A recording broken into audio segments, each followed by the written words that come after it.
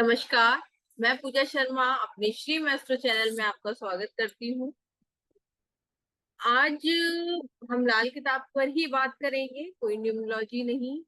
पहले हम लाल किताब पे ही बात करेंगे और लाल किताब का मैं कोर्स स्टार्ट कर रही हूँ 9 सितंबर से। तो आपको सीखना है, इनरोल कराना है तो आप करा सकते हैं।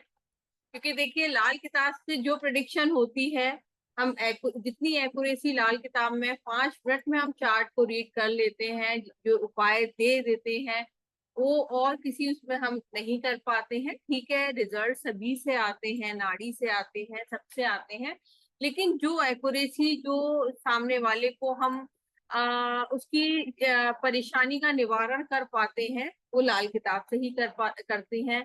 काफी लोग कहते हैं कि नहीं मैडम, हमें खाली लाल किताब रेमेडी कोर्स करना है। तो रेमेडी कोर्स देखिए, जब तक आपको रूल्स की नॉलेज नहीं है ना, रेमेडी आप क्या करेंगे। रेमेडी जो है यूट्यूब पे भरी हुई है कि मंगल 1 की, मंगल 5 की, मंगल 4 की रेमेडी कर लो। लेकिन कैसे आपको रेमेडी करनी है, कैसे सामने वाले की परेशानी को सॉल्व करना है, ये हमें देखना है। क्योंकि लाल किताब में मैं बार बार बोलती हूँ, रूल्स ही रूल्स हैं। इसको वैदिक की तरह नहीं लिया जाता, इसकी दशा सिस्टम टोटली डिफरेंट है। 36 साला चक्कर निकाला जाता है, मतलब काफी सारी चीजें हैं और जिससे काफी एक्यूरेसी रहती है। तो आप ज्वाइन करना चाहते हैं तो कर सकते हैं। और लाल किताब में जैसे वंशफल है, ये सब कुछ इस ग्रामर कोर्स में कराया जाएगा और पंडित रूपचंद जोशी जी की बुक से ही ये कोर्स कराया जाएगा। और जो स्टार्टिंग के ग्रामर के पेज है 234 तक बुक आपको कराएंगे, जिसमें वंशफल, पितृ ऋण, ये सारी चीजें हम कवर करेंगे। 35 ईयर साइकिल, 36 ईयर साइकिल, नरोहता के ग्रह, रेमेडीज, काफी सारी चीजें हम शेयर करेंगे। और आप अगर रूल्स पे काम करेंगे तो डेफिनेटली आप अच्छे से सीख पाएंगे। तो आज का ही चार्ट लगाती हूँ कि आज का चार्ट उसे हम कैसे देखेंगे और कैसे हम रूल्स लगाएंगे, क्योंकि बहुत इजी है, एक्यूरेट है। और आप देखिए कैसे करके हम प्रिडिक्शन करते हैं। देखिए ये जैसे आज का ही चार्ट है, इसमें हमने काल पुरुष की ही कुंडली ली है। हमने कोई मतलब देखिए यहाँ पे जैसे लग्न में 1 नंबर ही लिखा हुआ है।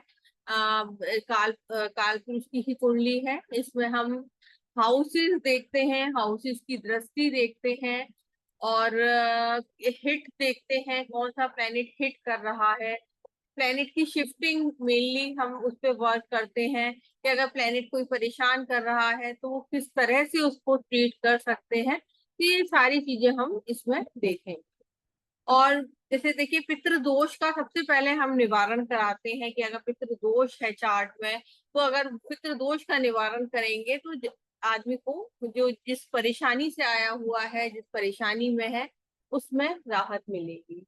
तो शुरू करते हैं। देखिए जो भी लग्न की ये कुंडली है तो हमने काल पुरुष की ही कुंडली मानी है।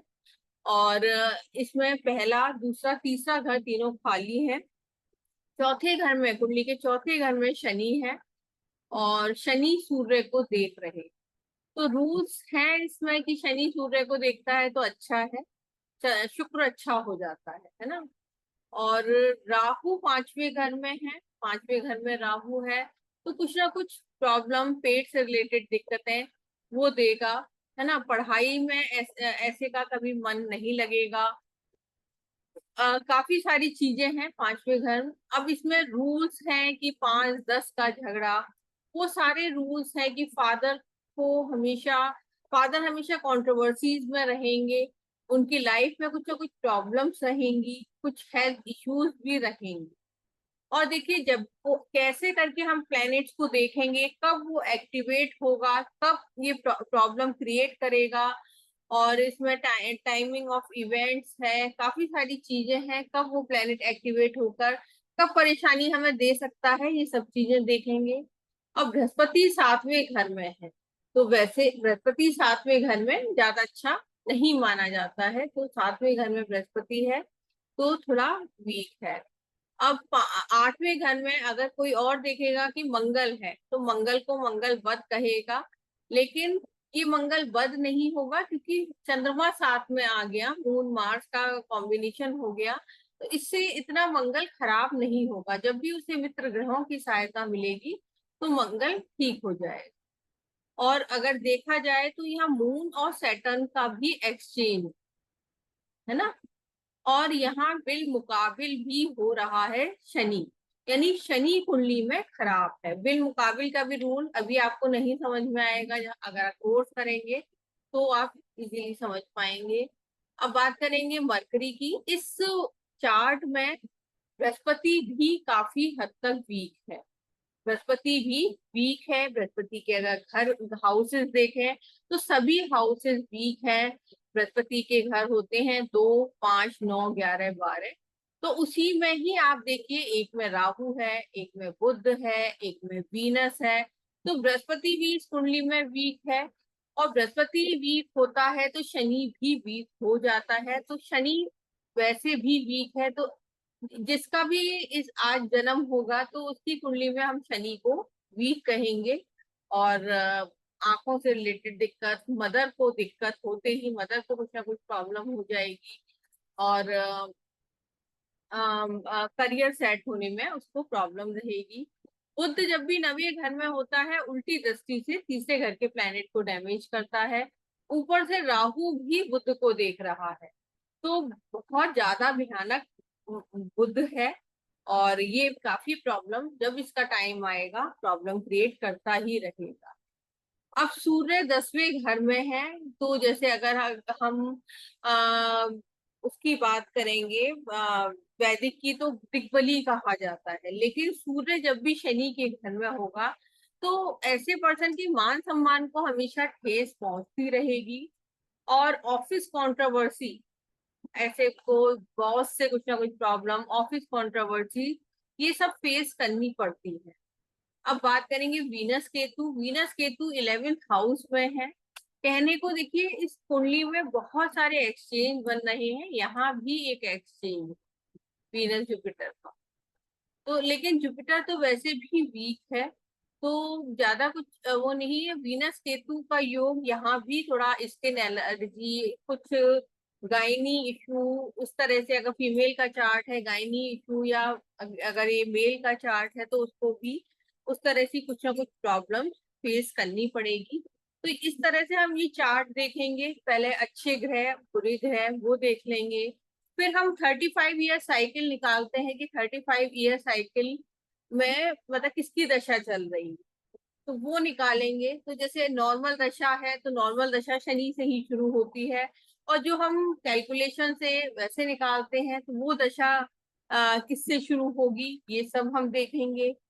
फिर हम आगे जो बढ़ेंगे, अगर ये नॉर्मल वैसी दशा अगर हम निकालेंगे तो मंगल की दशा होगी, है ना। मंगल, मंगल जो है अष्टम में है, तो ये भी कह सकते हैं थोड़ा सा बच्चे को होते ही कुछ हेल्थ इश्यूज होंगे, है ना, कुछ ना कुछ हेल्थ इश्यूज बच्चे को रहेंगे। तो ये है, क्योंकि मंगल के बाद फिर 2 साल बुध की दशा, बुध भी इसका खराब ही है ना। तो घर में जो है जो आपके बुजुर्गों को कुछ ना कुछ बड़ी दिक्कतें हो सकती हैं, कुछ ना कुछ प्रॉब्लम्स हो सकती हैं।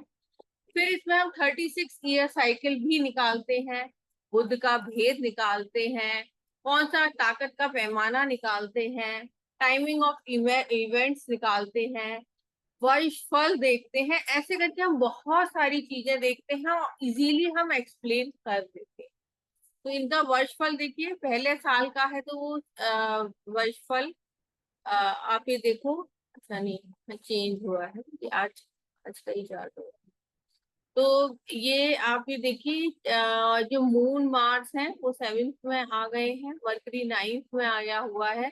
यहाँ देखिए राहु और मरकरी, यहाँ भी प्रॉब्लम शो हो रही है।